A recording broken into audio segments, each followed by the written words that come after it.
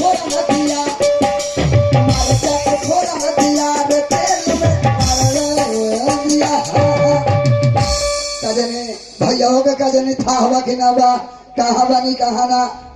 अच्छा चलो तनी हम भौजी तोरे गांव में बड़ा फुआरा हम तो सुती दुआरा मच्छर काटे मच्छर काटे भौजी तोरे गांव में बड़ा फुआरा हम तो सुती दुआरा मच्छर काटे मच्छर काटे मच्छर काटे मच्छर काटे। ए भैया यहाँ से तो बहुत दूर पड़ी बखरी लेकिन सब कोई के तो मेकअप रूम मिलल बा लेकिन हम बनी वो सारा में जब बांधल बाते भाई हो बकरी हम और लौकत आँख से नहीं कौन आनहर बांस में गनी हो भैया 3-4 गो चढ़ लख बानर मैं आज ची हो गल वही बेर से हम ही बुझाई तनी हम न जानी भाई हो कि हमने के मेकअप रूम बानर बताए नहीं हो दादा हम तो पाके ये हो भाई कथी बुझे हमार हालत खराब हम ही बुझे तनी। अच्छा चल तनी भैया से भेंट करे। ए भाई हमार नाम मुन्ना है लेकिन हमारा से छोट एगो हमार भाई है ओकर नाम है राम बचन बचनहारी पता नहीं के घरी कहाँ रहा था ठीक बा करे के बोला बता नहीं हम ए राम बचन वाले रे अरे तू क्या बोलता है रे ए राम बचनहारी वाले रे अरे कौन भोसड़ी वाला रे थोड़ा लंबा लगी ना रे ए हम कने राम विश्वासवा के बेटा है अरे हम तो और भाई बोला था नहीं भाई भैया बड़ा हाँ चल प्रणाम कर प्रणाम कर तो हमको ये सिखौले बड़ा कि जब बोलबा तोरा प्रणाम बाती करे के होता तोरा प्रणाम करे के ढंग नहीं खे यार ये सरकारी कर के वासा अरे जब हम कहीं से आए अच्छा रामगढ़वा से आए चाहे रक्सौल से आए कहीं से आइला कहीं से आए हाँ। जब तोरा के बुलाए अच्छा कहो ए राम बचनहारी तो हम कथी का ताके कहिए हाँ। गोर लगता नहीं भैया तो हम कहम कि खुश रह बउआ हम तोर बउआ है हां तू है कह तोरा प्रणाम भैया तुम ना कोई खुश रह अरे तोरा के हम बतावा जानी ते हमरा के प्रणाम करिए ओ हम करम तोरा के प्रणाम पति करम मर्दे हाँ प्रणाम करिए मान के चलो तू घर में बड़ा हाँ हम रक्सौल से आनी हाँ आ चाहे रामगढ़वा से आनी हाँ। आ चाहे पहलहियो बाजार से आनी हाँ तू घर में बड़ा चाहे मोर गेला ए मर जान तो केकरा प्रणाम करबे रे बात सही कहत रहो भैया कहीं से आनी हाँ। सर झुका के कहम भैया हो प्रणाम हम काम खुश रह बबू यही ला तोरा बिगाड़ता भर लो मर्दे भैया बोल तू कितना अच्छा लागेला हो अच्छा जैसा न सोचल रहनी वैसा न भैया मोर बारे तू कितना अच्छा लागेला हो हमार भाई अच्छा अब जैसा न सोचल रहनी वैसा न भैया मोर बारे ई भैया हमार भैंसनियन गोर बारे अरे हम भैंस नहीं गोर है रे एगो मजाक करी तो ओई में लाते लाते मारत भाई से मजा कर जाला ना हां ना हम तोर भौजाई करे ना हो हां कने आओ ना बोल बड़ा दुबरा गले सो लॉकडाउन में ना चौपला का पढ़ू कहां दुबर बानी रे हैं ठीक बानी हम दुबरा नहीं खा कहां दुबर बानी हम अब भैया तू बड़ा भैला हो हे भैया तू बड़ा भैला हो अब भौजी के चिनाटा में भैया तू बड़ा भैला हो भैया तू बड़ा भैला हो अब भौजी के चिनाटा में भैया तू बड़ा भैला हो।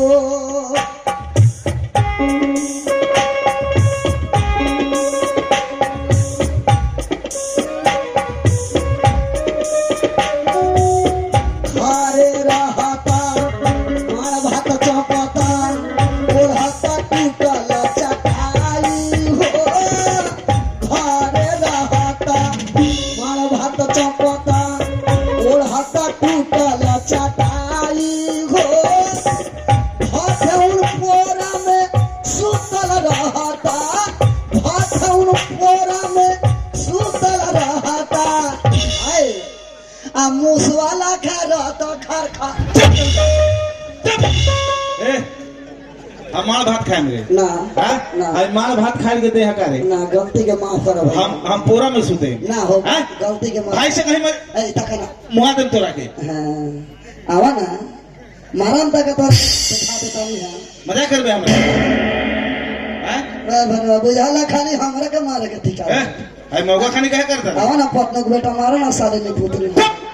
ए मौका खानी काहे करता रे हाँ परू मौगा ना रही हवा पर मौका रहस हाँ तो ठीक हो गल बनिया हुआ ठीक हो गइल बाड़े हाँ मौगई मत करी हाँ ना करबो ना तो लोग हमर शिकायत करी हाँ काहे ना बोले जा तोरा मालूम नहीं के तोरा काहे खातिर हम बोलैनी है ना ना हो जा सुन हाँ तोरा के हम एक खातिर बोलैनी है अच्छा कि जब सवेर होला हाँ तब 5 गो महाजन दुआरी पर आवेला काहे ला हो कहेला हाँ। ये मुन्ना भाई तू हमर पैसा ले ले ला आ हमर पैसा देबा कब हाँ तो जमीन बेच के दे दहू जमीन बेची तो हमें कथी कही था कमाए जो बाहर हाँ हाँ है देखा बुरबा का धंधा तोरा 4 गो बाल बच्चा भेल बता तू घर छोड़ते नहीं खा आ हमर नहीं खे भेल तो हम बाहर लेटत रहे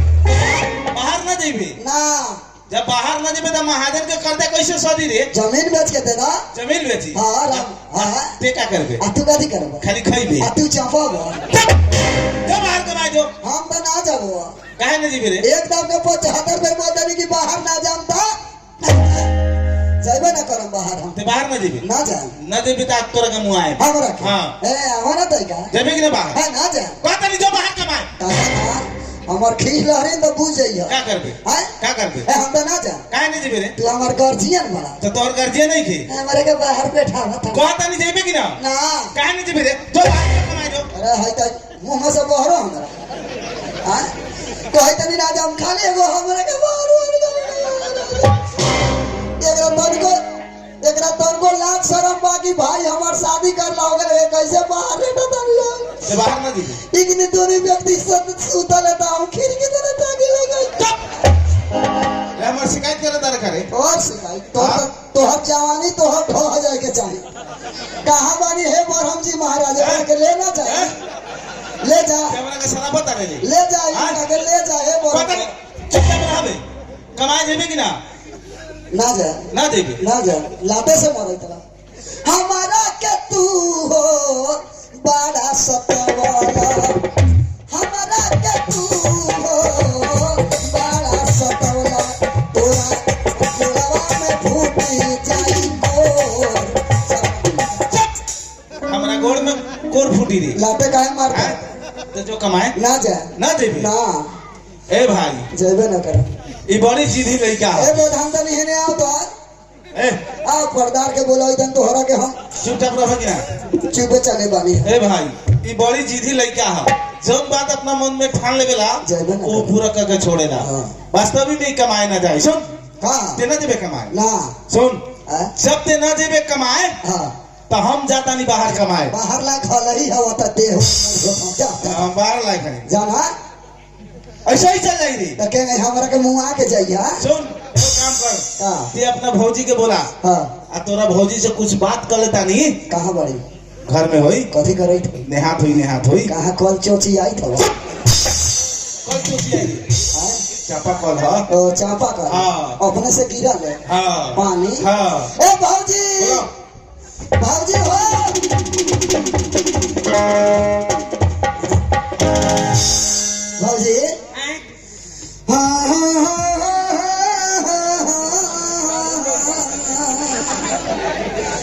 जी करे आ देखे तारा क्या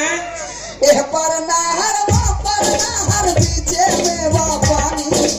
एह पर नहर वो पर नहर बीचे में वो पानी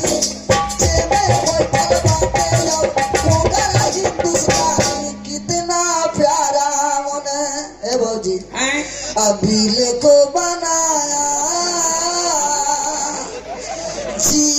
करे आँखों का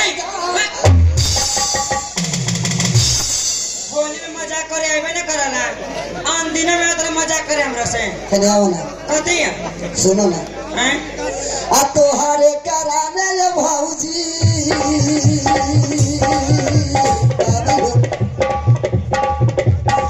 नाचा में तराई हो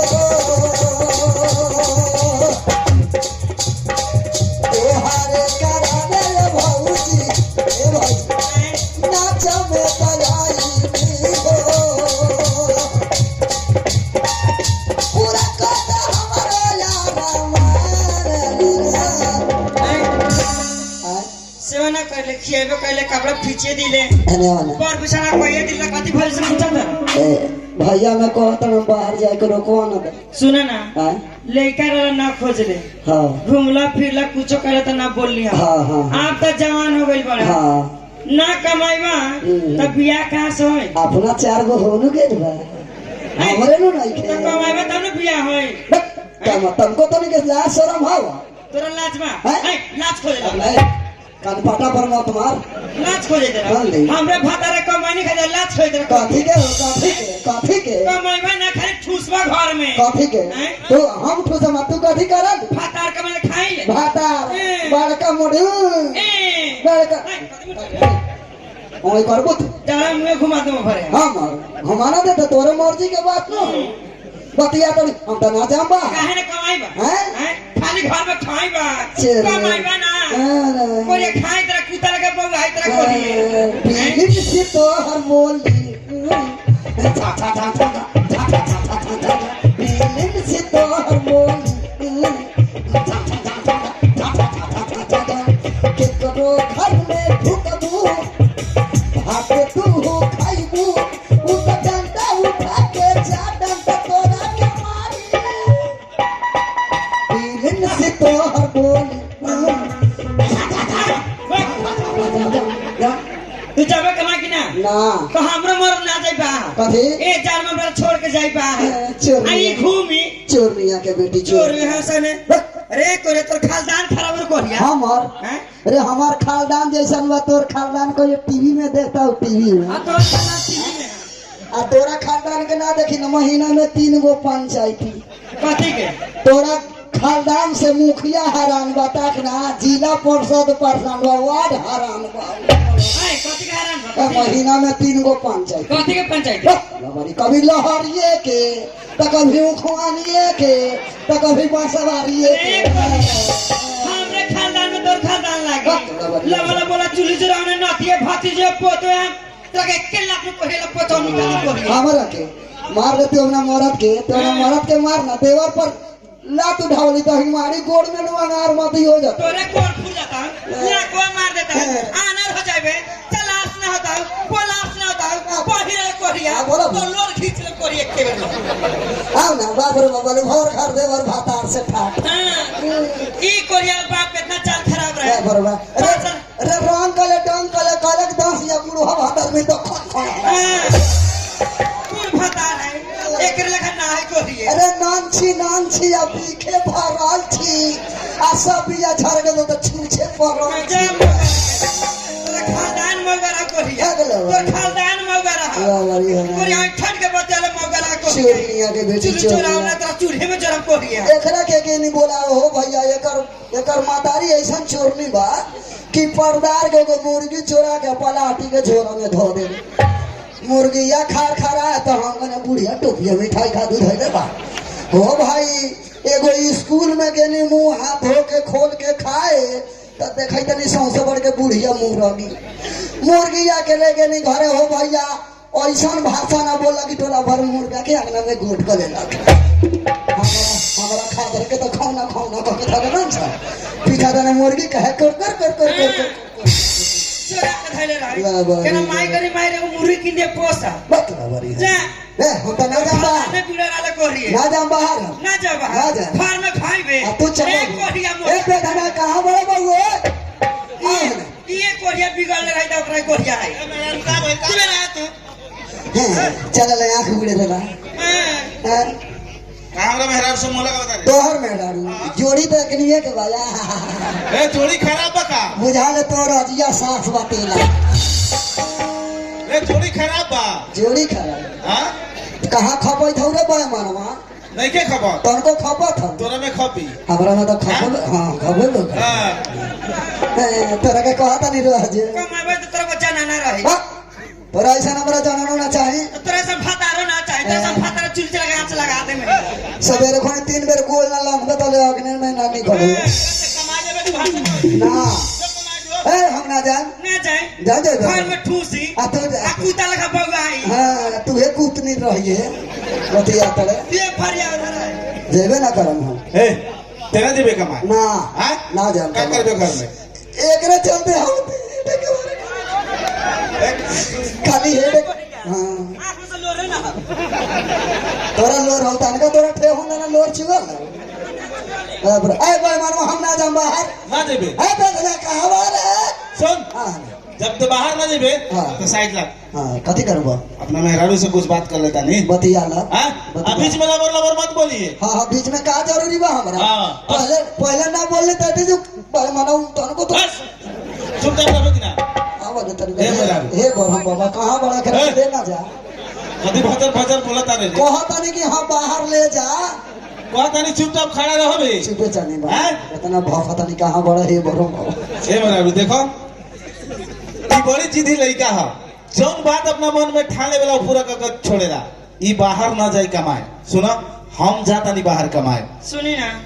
रवे बाहर ठंडा में छोड़ के हम ना जाए देंगे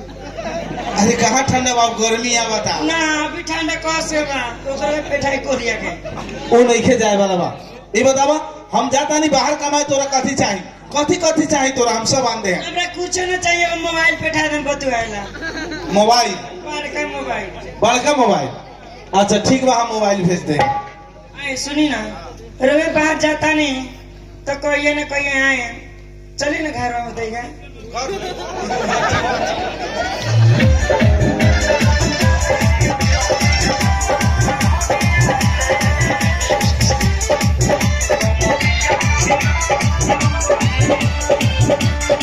रात भर सैया हम पहिले वाला जोड़ी हम कहने जाई होने आज भर छोड़ी रात भर सैया हम पहिले वाला जोड़ी हम कहने जाई होने आज भर छोड़ी रात से मन बिखिला गइले बा बिखिला गइले बा राजा जी के चैन वाला घड़िया से कमरिया छिला गइले बा राजा जी के चैन वाला घड़िया से कमरिया छिला गइले बा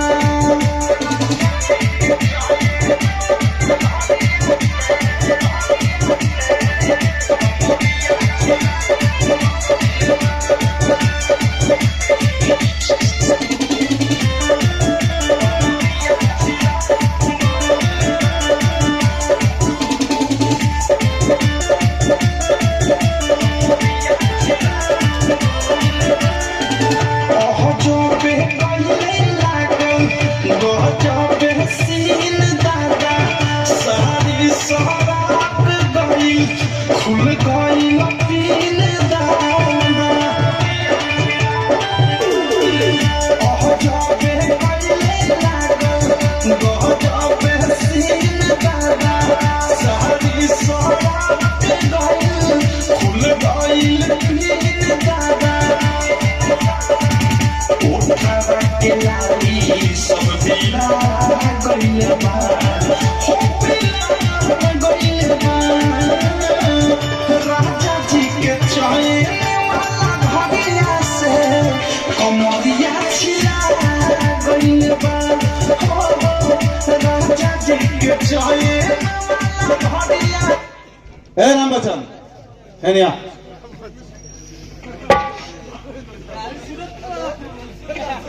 नया किराए तुरंत हमारा आने बुझाई थे भौजी पानी फिर गए हाय कथी कह दो राजा जी के चैन वाला घड़िया से कदू कमरिया ये तेरी हो ना कमर छिलाता है ना देह छिलाता है तोरको समझे ना आवत लोगों के ए राम बच्चन हाँ? देखो हम जाता नहीं बाहर कमाए अरे मर्दे बस वाला ने बोला था मर्दे ए ऊ बस छूट जाए तो दोसर बस पकड़ ले दोसर बस आने के बाप के बाकी रोक ले रही चुप। अरे दुनिया भर के बस आवेला हाईवे में ए मर्दे बोले तो सुन मर्दे पहले हमर बात सुन आय हम जाता नहीं बाहर कमाए अच्छा आज से हाँ। जे तोहर भौजी कही हाँ। उहे करिए ए भौजी कह दू जने के गोली मारे के तो गोलियों मार दे ए, गोली मार दे तब पुलिस पकड़ के ले जाए लगे में थाना है हाँ हाँ तो जे कहिए नु हे काम हाँ करें। आ सुन हाँ। हम जाता नहीं बाहर कमाए अच्छा ये बता ते मोबाइल चला बता रे चलाई ले कितना नंबर है तोहर कह रो तारे तू जाई तना तो वो से रोई तना तो बरे रो के मन रो वैसे ना तोहर नंबर मांगा था नहीं लिखा नंबर हाँ बोलो अरे ज्यादा पढ़ जाला नहीं लिखा 98 98 कह रो तारे तुरंत फोन करी है हाँ फोन करे नंबर लिखा हाँ बोलो नंबर 98 98 आ खोला पॉइंट कसी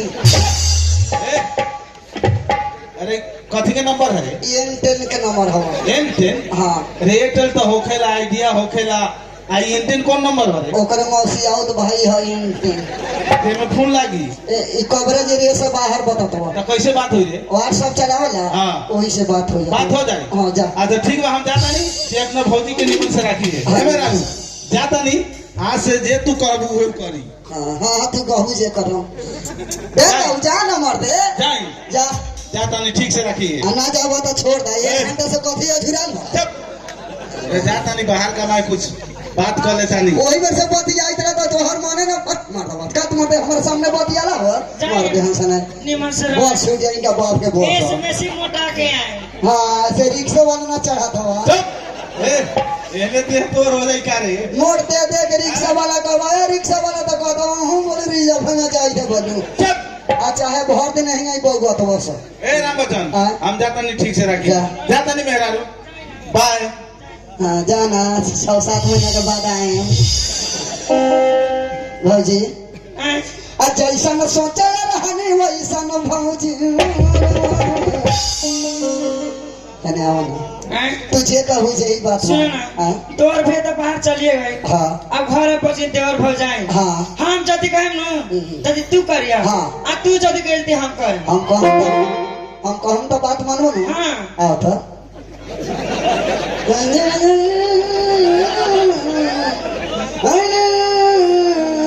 कथी कर रहा हाँ काहे हाँ बस कने कहवा जे बात मानो सुनो ना हाँ। खा ला बकरी चरा चल जा कथी खा ला बकरी चरा चल जा बकरी तो ना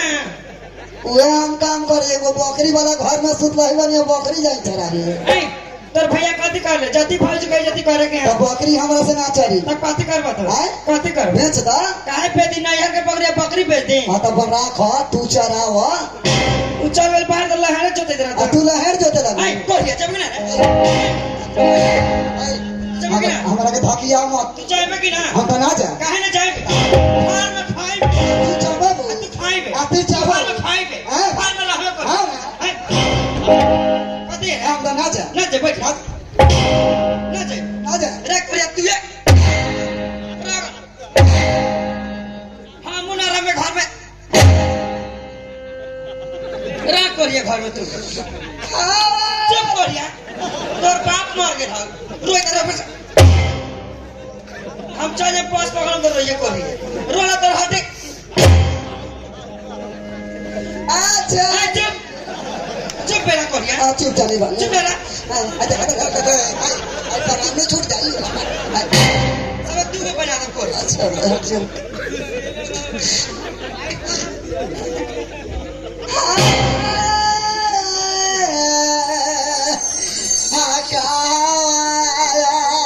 भैया वाला फोन कर दो नहीं आओ लेकिन आओ ले हवा गला रे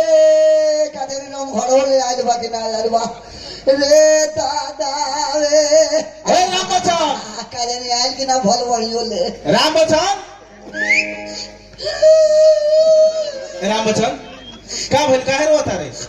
मर गेले तो राम बचा रे का भइल काहे रोता रे हां भौजी बड़ी मार मार ले बा तोरा के हाँ केने मारले बारे तो ना पिसारी आई पीछा हाँ दर्द होई था नहीं तो हमरा कैसे पता चली ना हमरे होई था दर्द ठीक होई था बड़ी मार मार ले बा हो भैया काहे कौनिया भौजी खाना खाए लेता इतने बात सुन के भैया तोरा के मरलो खा हाँ कहां भी आऊ चल गेल भाग गए आई दादा कितना दूर भाग के गए 1 किलोमीटर गेल होई 1 किलोमीटर हाँ ना तो नारीर गल टपल होतो नीरगंज नारीर गंगा ई ए कोन नारीर गांव मर्द गांव है मर्द नारीर हम कहता जानू वीरगंज कहता रे साला मन से भाई चुप 1 किलोमीटर भागे गेलो हाँ, ये- सुन चल हमारा साथे भैया हो बड़ी मार मतलब हमरा के ए रामचंद्र हाँ। रो मत ते हमार भाई बाड़े अच्छा बस भाई हो के तो ऐसा सुन चल हमारा साथ हाँ। अगर रास्ता में भेटा जाए तो ओकरा मार के मुआ दे हम मत के बेटा मानी अगर हमारा भेटा जाते वो घर में केवारी बंद के हम मारा चुप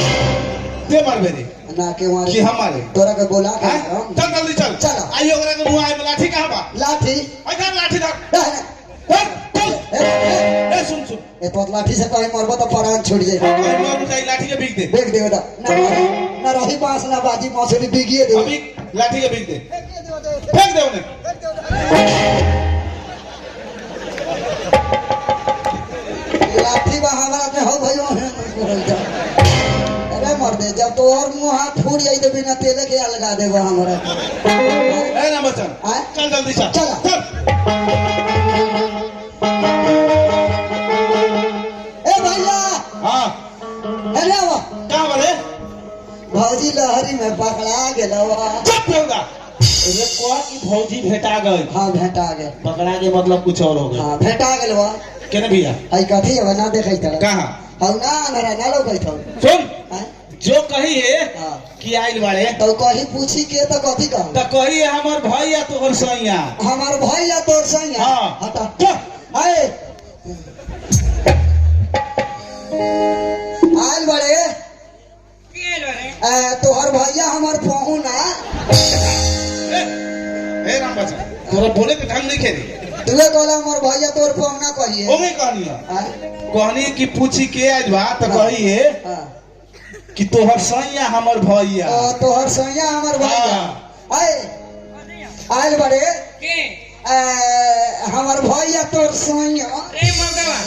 जाके मगवा कह दे और बाप मौगा और चाचा मौगा और काका मौगा और फुआ मौगा और नाना मौगा और मौसा मौगा और परदार मौगा और खालदान मौगा हम मौगा बुला ले कोरे धराई जसोमती मैया से बोले नंद लाला राधा की गोरी राधा की गोरी का भाई तुम्हार भाई बड़ा की दुश्मन बड़ा अरे तोरा हम भाई बानी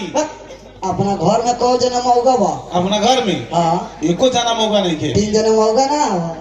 3 जने के है एगो बाबा मौगा हवा सब बेहुदा एगो चाचा मौगा हवा एगो तू बड़ा एगो हम ना अरे अपना घर में एको जाना मौका नहीं के सब मर्द हमार कही तो तू मौगा तोर भाई मौगा तोर परदार मौगा तोर मौसा मौगा तोर 7 गो खानदान मौगा जोरे मौगा बा की बात कर हाँ। केने भी आऊ आज ओकरा के मुआयम हम भाई कथी है ए बा रामचंद्र हाँ? पता नहीं हमर रास्ता छोड़ छोड़ ना आई ओकरा के मुआयम हम छोड़ दे। कैसे तोरा के मौका कहलक हूं आए हाँ हाँ आई तोरा के मुआयम ओकरा के हट हाँ। हट साइड हो हाँ देखा तो हे भगवान क्षमा करी मेरा रू आई लव यू हे देखा हुआ कह रहा बुझा तो से का भाई काहे रोता रू बुझा तो बांस में सियार फेंक रहा था काहे रोता रू हाँ? ई कोरे रे चमड़ी बड़ी मार मारले बा हमरा के तोरा के ठीक भाई नहीं आवा तू साइड हो हम ओकरा से बतिया बतानी ए राम बच्चन ते हमरा मेहरारू के काहे मरले रे चल खड़ा हुआ जहिया से गईला अरे भैया तू बहारा भौजी के हम हो तेरा ने पहारा भौजी हमें बड़ी मार हो चारे मऊगा मौगी के बनाई है चारे मऊगा साला मौगी के बनाई है भाई ना होए हमको हार हो चारे मऊगा साला मौगी के बनाई है भाई ना होए हमको हार तोरा कहला पर हाँ। हम अपना मेहरारू के मारी ना मरबो आ कहीं भाग जाई तब तो भागे तो तोहर कथी बिगड़ जता हमर कथी ना बिगड़ी रे तोहर सब काम हम करम खाना बना के खियाई हम खियाम तोहर कपड़ा दा हम खींच के बनाम। अच्छा मर्द के बेटा बानी जब जुबान से निकले आपस ना हो खले। अच्छा तोहर बिछावना हम करम, सब काम तोहर करम, ते हमरा के खाना बना के खी, तब कपड़ा साफ कर, सब कुछ करम, बिछौना कर दे, तब का हमरा जरे सूती के। हाँ। हैं ई मामला गंभीर हो गए। ठीक बा भाई लम भाई सुतले ना आदमी के फरियावल बात ठीक बा ना तो बाद में लटर पड़ना नहीं मन लगले हमरा। बोल सूते के सूतम लेकिन कहबा हो लाम का मर करी जरा होला तो हम ना जरा दे चुप बेटा, तोरा कहला पर अपना मेहरारू के ना मारे ना ना ना मरबो ना। हैं एही मघावे में इहे मघावे में मौका कहावे ला भौजी के साले ना मारेगा। इहे मघावे में मौका कहावे ला भौजी के साले ना मारेगा। भौजी के साले ना मारेला ओ भौजी के साले ना मारेला। इहे मघावे में मौका कहावे ला भौजी के साले ना मारेगा। इहे मघावे में मौका कहावे ला भौजी के साले ना मारेगा। ना मारे तोरा जौरे ना रहम, हमरा जरे ना रहबे, अलगे रहम। अलगे रहबे, हौ रही तौले हम तोरा जौरे ना रहू। ना रहबे तो ना। ना रहबे तो जो कहाँ जामन बा जहां जो आई घर छोड़ दी कौन घर ई हई हाँ बाबू बनैले तोरा पे आई तोर बाप के घर है। हमारा बाप के ने तो सरस्वती पूजा समिति तोहर भातार नानू हऊ। तेरा बोली सुन हमारा के करियो इधर तोहर भातार ले एक है भाता रही हम हैं तोरा जीजा पहना नु को जीजा पहना हम तो कहत नहीं घर में हिस्सा बकरा लगा के जाए। ई हिस्सा लाई हाँ। हम ई का डोली हम छ डोली हम सिनील डोली हम हाँ। पान डोली हम अब तोरा हिस्सा दे आ रुपया लगल हमर तो ना कहै त रुपयावा चीजवा छोड़ देलू ए हैं ए घर में तो हिस्सा होई रे हाँ हैं पंच भगवान से पूछे तो भैया हो बुरबा कदीमानी पंच पसेरी कहीं लेके जरा हमारा घर में हिस्सा होई कि ना हो भैया लोग तनी बोली था डट के बोली ना होई चाहे ना होई पंच लोग टंज बा हमार हिस्सा होबे करी। अच्छा सुन हिस्सा होई तो हाँ। सुन दू गो घर बा, हाँ एगो है मकान बा अच्छा आ एगो बकरी वाला घर बा। हाँ तो मकान में हम रहम। फिर हमें मकान में हाँ ते जो बकरी वाला घर में रहिए मकान में रहम तो रहम ना तो बिहान से जीसीबी बोलवा के साले के घर के उल्टवा दे रे घर को उल्टवा देबे ना तुहे रहबा ना हम ही रहम। हाँ अच्छा सुन ठीक बात मकान में रहिए। अब कथी बा एगो भैंसी बा, ए भैंसियों में हिस्सा लगी भैंसियों में हिस्सा लगी रे। आधा आधी तू साल हम भैंसा नाता कैसन अच्छा ठीक बा सुन हैं? एगो भई बा हाँ। ई बता भई के आगे से रहबे कि पाछे से? पूछ ले दिए लोग से आगे से नहीं भैया कि पीछे से रहे पीछे अरे भैंस के पिछाड़ी रहम। 5 लोग कही तो भैंस के पिछाड़ी तो पिछाड़िए रहम।